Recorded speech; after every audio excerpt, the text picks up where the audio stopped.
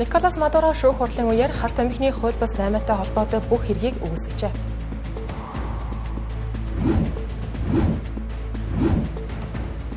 Хятад улс Николас Мадурог яаралтай суллахыг шаардаж байна.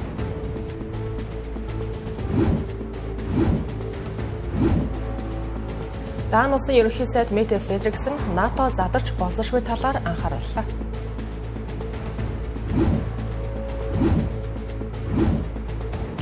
Иранд эдийн засгийн хямралын улмаас эсэргүүцлийн жагсаал 9 дахь өдрөө өрнөж байна.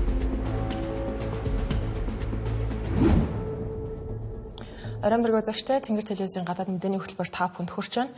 Бид өнөөдөр олон улсад болсон онцлог мэдээллээс онцлогийг нь таймлуулах болно.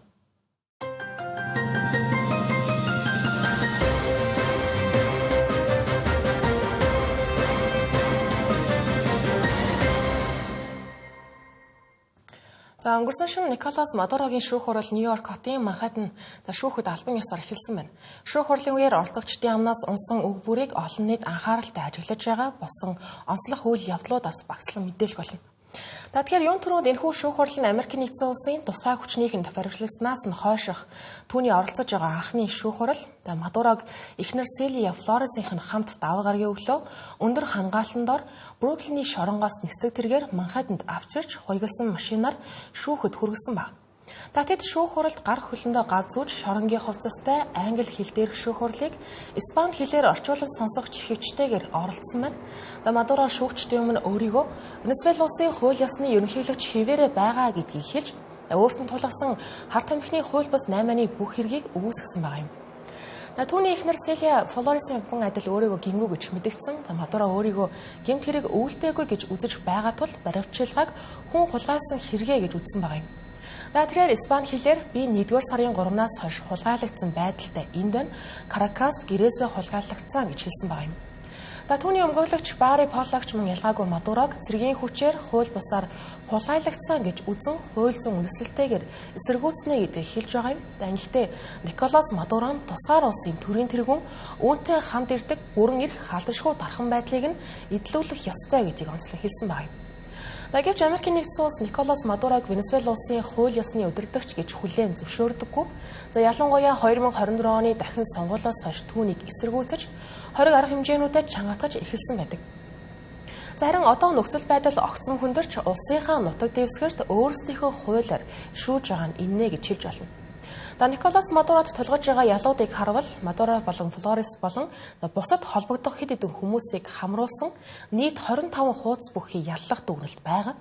Үүнд Америк нэгдсэн улс руу кокаин нэвтрүүлэхэд харт амхины картелуудтай хамтарсан, хүн хулгайлах, зодох хөнөөхийг тушаасан, завдсан зэрэг олон ноцтой хэрэгүүдийг дурдсан байна. Хэрвээ буруутай тогтоогдвол насан туршийн хорих ял авах магадлалтай байна. Шүүх хурал дотор нөхцөл байдал ийм байсан бол шүүхийн гадна Америкийн цэргийн ажиллагааг эсэргүүцэгчд болон дэмжигчдийн жагсаал нэгэн зэрэг болсон байна. Харин Николас Мадуро шүүхээс гарах үедээ би бол хулгайлагдсан ерөнхийлөгч, би бол дайны онцлогдогчоо гэж хариулсан байна. Дашин дуртахад Америк нэгдсэн улсын ерөнхийлөгч Дональд Трамп Венесуэлийг төрөх хугацаанд удирдана гэж байсан боловч төрийн нарийн бичгийн дарга Марко Рубио тайлбарлаж хэлэхдээ Америк өдөр тутмын солилтод нь бол оролцохгүй зөвхөн нефтийн хоригоог хэрэгжүүлнэ гэж хэлсэн байна. Одоогийн байдлаар Венесуэлийн шинэ төр удирдагч Делси Родригесийн хувьд Мадурог нэн даруй солилгохыг шаардаж байгаа. Өнгөрсөн шөнө нэгдсэн үндэсний байгууллагын аюулгүй зөвлөл яаралтай хуралдаж Америк улс олон улсын эрх зүйг зөрчсөн байж болцсошгүйг анхааруулж байна.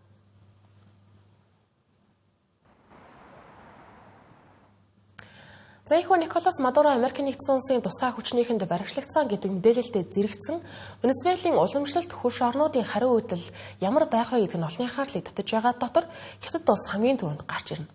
Учир нь Венесуэла улсын газрын тосны экспортын бараг 80% нь өнгөрсөн оны байдлаар Хятад улс руу гардаг гэсэн тооцоо гарсан байна.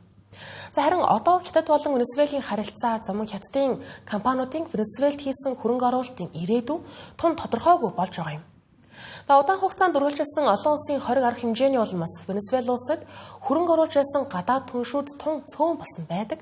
Харин Хятад улсын тухайд Венесуэлийн докторгүй эдийн засагт их хэмжээний хөрөнгө оруулалт хийж ирсэн тэдгээр цөөн орнуудын нэг байна. Өнгөрсөн бяам гарагт Америкийн цэргийн хүч Николас Мадурог баримтлагаас хэдхэн цагийн өмнө Хятадын дипломатууд Венесуэла улсад стратегийн түншлэлээ баталгаажуулахаар ирээд байсан гэдгийг сануулган зүйтэй. Хятадын Венесуэл дахь оролцооны гол тулгуур нь өөрөө эрчим хүчний салбар.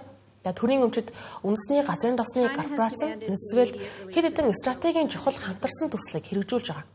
Венесуэл улс нь өөрөө дэлхийд хүлээн зөвшөөрөгдсөн хамгийн том баталгаатай газрын тосны нөөцтэй улс ага. Эдгээр нөөцийн ихэнх нь Оринокогийн бүсэд байрладаг.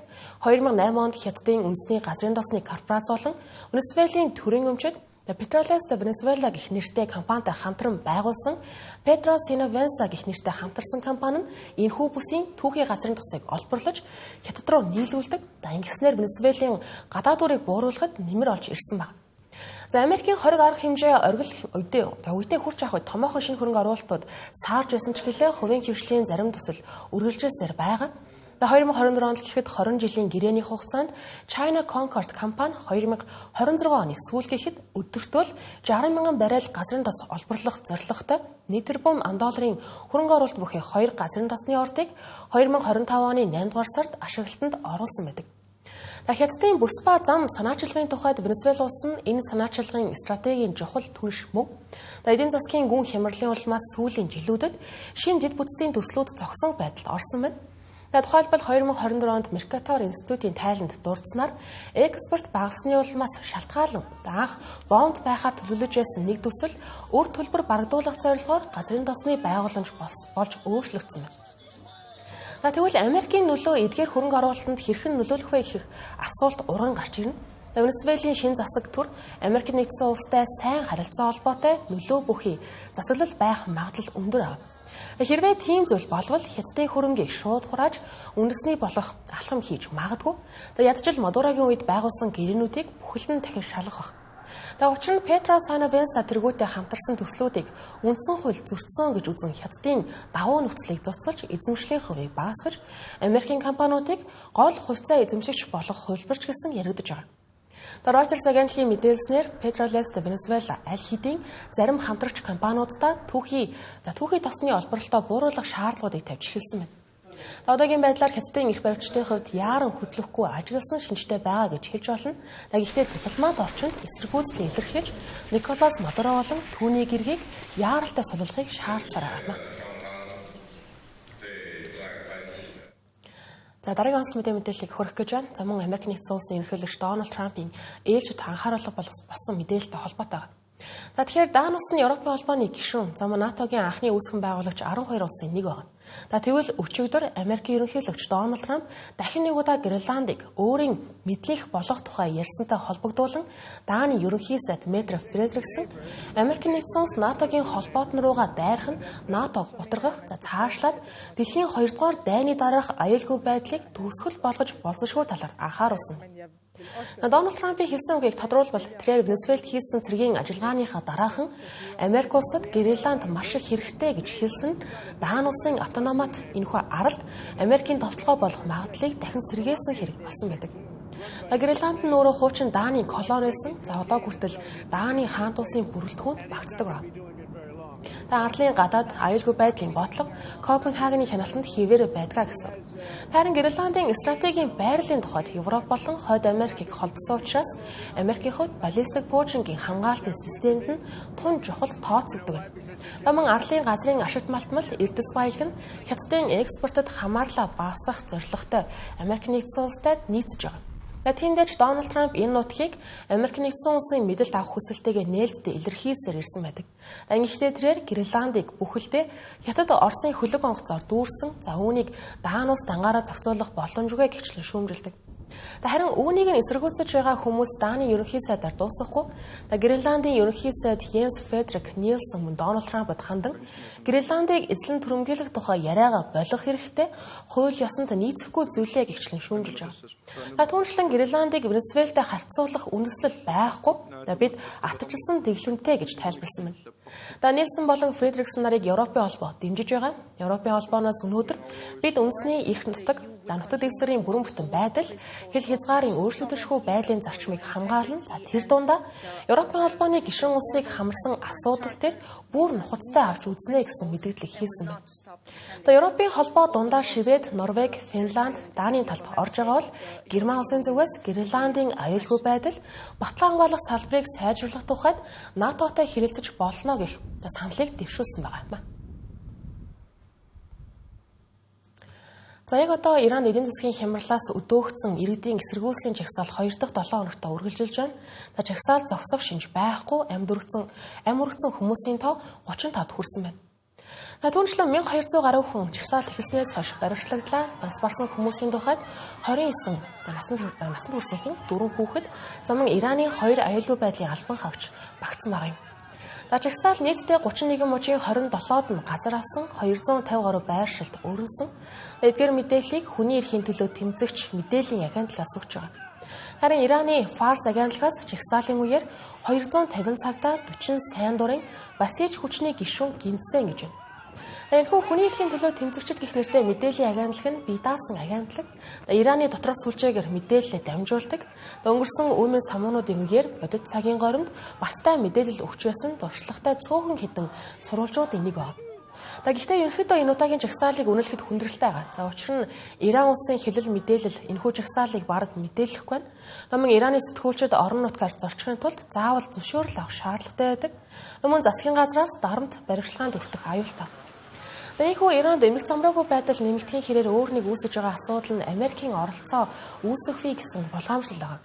Америк нэгдсэн улсын ерөнхийлөгч Дональд Трамп өөрөө ч гэсэн өнгөрсөн 7 хоногийн баасан гарагт Ираны эрх баригчдад хандан хэрвээ Техран ямар нэгэн байдлаар тайван жагсагчдыг хүчирхийлж амь насанд нь хүрвэл Америк нэгдсэн улс тэднийг аврах болно гэж хэлж байсан. Дональд Трампын иймэрхүү анхааруулгууд Америкийн цэргийнхэн Венесуелийн ерөнхийлөгчийг баривчилсантай холбогдуулан нэмэгдээд байгаа нь бол нууцш. Николас Мадуро өөрөө ч гэсэн Ираны одоогийн төрийн тэргүүдийн урт хугацааны холбоотон байна. Жагсаалын цар хүрээмэн шалтгааныг нь харах юм бол энэ удаагийн жагсаал 2022 оноос хойш хамгийн том жагсаал тооцогдож байна. Тухайн үед 22 настай Макса Амини цагдаад баривчлагдсан байх үедээ нас барсан нь улс даяар эсэргүүцсэн жагсаалыг өдөөж байсан. Харин энэ удаагийн жагсаалын шалтгааны тухайд тайлбарлал Ираны эдийн засаг өдрөөр тусам доройтож ядуурл газар авч байгаатай холбоотой. За 12 дугаар сарын 28-нд буюу Ням гарагт энэхүү тайван замаар эхэлсэн жагсаал нь инфляцийн өсөлт, үндэсний мөнгөн тэмдэгтийн ам доллартай харьцах ханшийн огцом уналцтай мөн холбоотой. Зарим статистикийг харах юм бол албан ёсны байдлаарх жилийн инфляц 42 орчим хувьтай, хүнсний бүтээгдэхүүний инфляц 70 хувьтай, зарим үндсэн барааны үн 110 гаруй хувиар өссөн гэх мэдээлэл байгаа. За түүнчлэн үндэсний мөнгөн тэмдэгтийн ам доллартай харьцах ханш нь жилийн өмнөхөөс огцом 80 хувиар суларсан байна. Үүн дээр нэмээд Иранд сүүлийн жилүүдэд хэд хэдэн удаагийн эсэргүүцлийн жагсаал удаа дараа болж байгаа юм. За өнгөрсөн 7 хоногийн амралтын өдрүүдээр Герман улсын Берлин хотын баруун өмнөд хэсэгт зориудаар галт төмөр тавьж олон айл өрхийг захилгаангүй болгосон хорлон сүйтгэх шинжтэй хэрэг гарсан байгаа. Хэрэг Бэм гарагт электрифилд захилгаан станцын ойролцоох талтав голын дээгүүрх кабелын гүүрэн дээр гарсан хэд хэдэн кабелууд шатаж гэмтсэн байгаа. Галд үрдсэн уг захилгаан станцаас захилгаанаа авдаг ойролцоох дөрвөн дүүрэгт нийтдээ 45,000 гаруй өрх айл 2200 аж ахуй нэгж хохирол амссан байгаа юм. Өчигдрийн байдлаар захилгаанаа таслуулсан 10,000 гаруй өрх 300 гаруй аж ахуй нэгжид захилгааныг сэргээн завсарласан байна. Харин үлдсэн 35,000 өрх 1900 аж ахуй нэгж хүйтний улиралд захилгаангүй хэвээрээ байгаа гэсэн. Захилгаан эрчим хүч тухайн дөрвөн дүүрэгт бүрэн засварлагдах хугацааг пүрэв гараг гэж товлсон байна. Галыг санаатаагаар тавьсан гэдэг нь нотлогдож хэрэгтнүүд хэрэгээ хүлээсэн байна. Халдлагыг үйлдсэн этгээдүүдэд хэд зүүнний үзэлтэй бүлэг байсан гэж мэдээлсэн байна. Мөн тэд хийсэн үйлдэлдээ тайлбар хийсэн. Гэхдээ эрчим хүчний дэд бүтцийг шүүмжилж байгаль орчны төлөө хийсэн үйлдэл байсан гэж тайлбарласан байна. Гэхдээ тэдний уг үйлдэл нь энгийн иргэдийн амьдралд хүндрэл учруулж эмнэлгийн байгууллагын тоног төхөөрөмжөнд хүртэл саатал гаргасан байгааг мэргэжилтнүүд хэлж байгаа юм. Германы дотоод хэргийн сайд Ирис Шпренгер уг үйлдэлийг хүний амь насыг санаатайгаар эрсдэлд оруулсан терроризмын шинжтэй үйлдэлээ гэж тодорхойлсон байна. Бүлэглэлийн хувьд улсын томоохон чухал дэд бүтцүүдийг шүүмжилж халдаж байсан удаа олонтой. Тодорхойлох юм бол 2011 оноос хойш цахилгаан дамжуулах шугамд нэгэн ижил төрлийн халдлагууд гарсаар ирсэн юм байна. Үүнд 2020 онд Берлиний Франкфурт харилцаа холбооны хүрээлэнд гал тавьсан хэрэг Tesla компани Герман дахь үйлдвэрүүдэд удаа дараа гарсан халдлагуудыг нэрлэж болно. Хамгийн сүүлийн байдлаар өнгөрөх онд өндөр хүчтэлийн шон руу халдсан халдлага Tesla компани үйлдвэрлэлийн үйл ажиллагааг төр зогсоож ойролцоо хотууд цахилгаан эрчим хүчгүй болж байсан байдаг. Германы дотоод тагнуулын алба энэхүү бүлгийг байнгын хянаж шалгаж байгаа. Хүчирхийлэл чиглэсэн буруу бүтэцтэй энэхүү бүлэглэл гэж тодорхойлсон байна.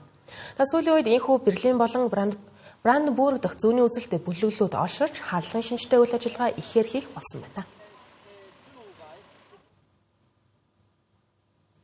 Мэдээ үргэлжлэж байгаа энэ хэсэгт зарим мэдээллийг товчоор багсан мэдээллээ.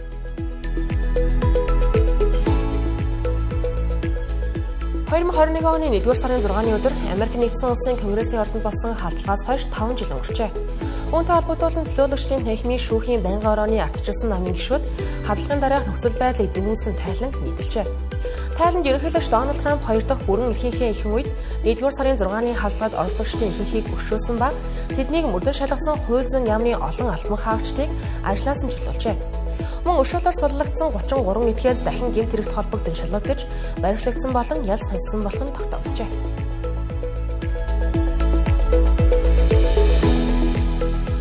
Йемен улсын газар нутагт засгийн газрын цэргүүд болон салан тусгаарлагчдын хооронд мөргөлдөөн ширүүлсний улмаас нислэгүүд зогсож Сокотра арал дээр 400 гаруй жуулчин гатсан байна.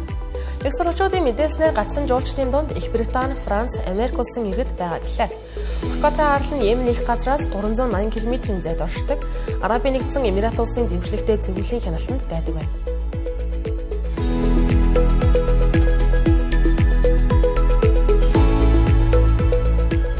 Гивенийн засгийн газар Starlink компани үйл ажиллагааг зогсоосноос хойш улс даяар интернетийн хүртээмж ноцтой тасалдаж байна. Starlink нь Elon Musk-ийн үүсгэн байгуулсан SpaceX компани эзэмшлийн хиймэл дагуулын интернет компани ба. Pop-Fashion Givenen засгийн газрын зүгээс уг компаниг хязгааргүй ажилласан гэх үндэслэлээр өнгөрсөн оны 12 дугаар сард үйл ажиллагааг нь зогсоожээ. Үүний улмаас эмнэлэг, сургууль, бизнесийн байгууллагуудын үйл ажиллагаанд хүндрэл үүссэн байна.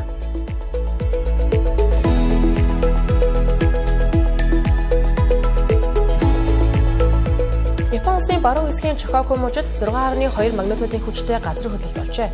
Газар хөдлөлтийн голомт нь Шимане мужийн зөв хэсэгт байсан байна. Цунамигийн аюул байхгүй гэж албаныхан их сурвалжууд мэдээлсэн байгаа.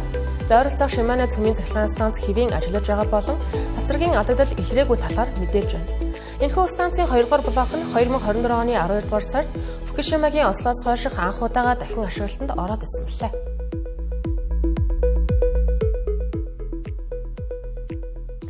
Та бүхэн Тэгэр телевизийн оройны гадаад мэдээний таймаг хэлбэрийг хүлээн авч үзлээ. Анхаарлаа дуусгая. Баярлалаа.